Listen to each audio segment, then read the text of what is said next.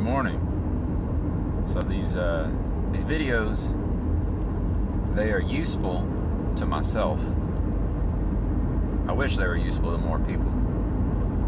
But what I do is I record them, and I often record them and do not share them with other people.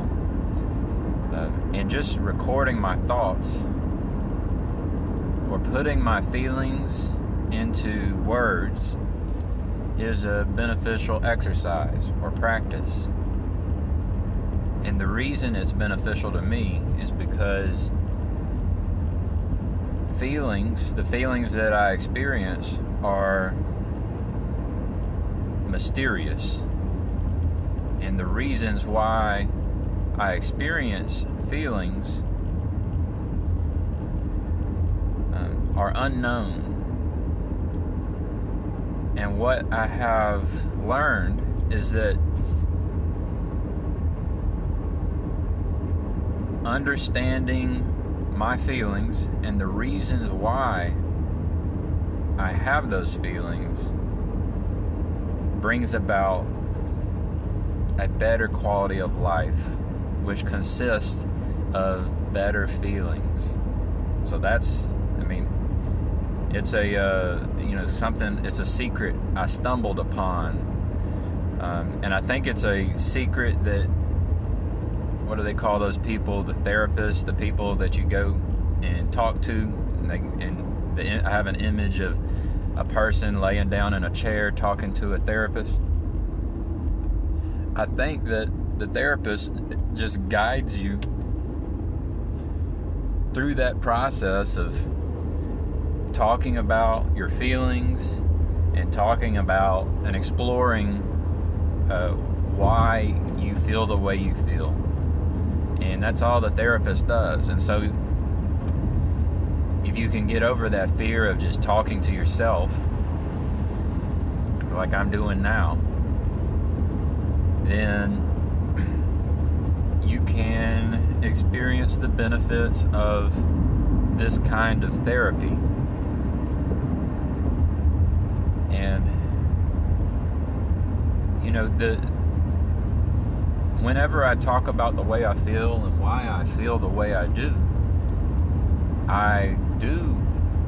wish that other people would get involved. And so that happens whenever I end up meeting up with other people who enjoy thinking, who enjoy learning and improving. And these talks that I do with myself, the thinking that I do with myself, can prepare me for those interactions. But there's no reason why people can't respond to me in the same form that I'm doing now. And it does take a little courage to talk to yourself. One of the tricks I use is that I'm in a car right now, and if people see me talking, they may think that that someone's on the other side of a telephone conversation, but there isn't. I'm talking to myself, and it's being recorded. And nobody around me really knows that right now. So that's a trick that allows me to have this conversation with myself. The other trick is that I don't have to actually share these videos. So I have a large number of videos, I'd say 90% of them, 9 out of 10, I don't share. Maybe they get too personal. Whenever I listen to them, and that's another trick, I listen to them to see how they come off, and I decide, hey, this may be one that I keep unlisted, that I share with a few people, or this one's just for me. So that's another trick, is that you don't have to actually share your recording with anyone. You could even delete it.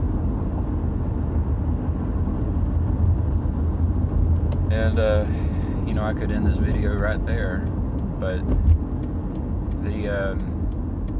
the reason I'm even talking about it is because I just finished Jonathan Haidt's book, The Righteous Mind, Why Good People Are Divided by Politics and Religion, or Religion and Politics. And I did my blog post, and it was just 3 paragraphs.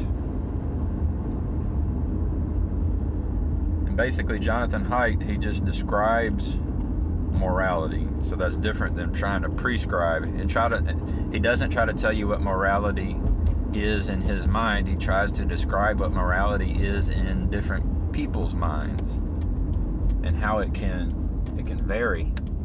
It can change from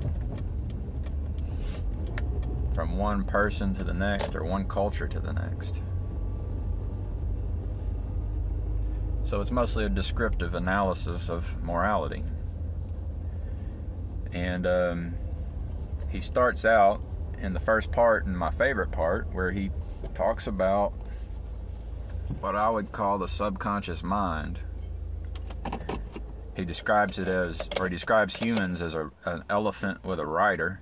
And so your reasoning and your intellect is the rider, and the elephant is this large subconscious that is really in control. And so that's the first part, and I like that part the most. And I like that part because it relates to what I'm saying now, in that Jonathan Haidt, said that, and I don't know if I'm pronouncing that name right, but he said that a lot of people, or most people, they use their reasoning skills to justify the intuitions, the moral intuitions that's provided to them by that elephant, by the subconscious, by their feelings. And he doesn't do a prescription, but my prescription is that you use your reasoning skills to describe and understand what you are feeling and why you are feeling it. In other words, that elephant, the rider and the elephant, is in the dark.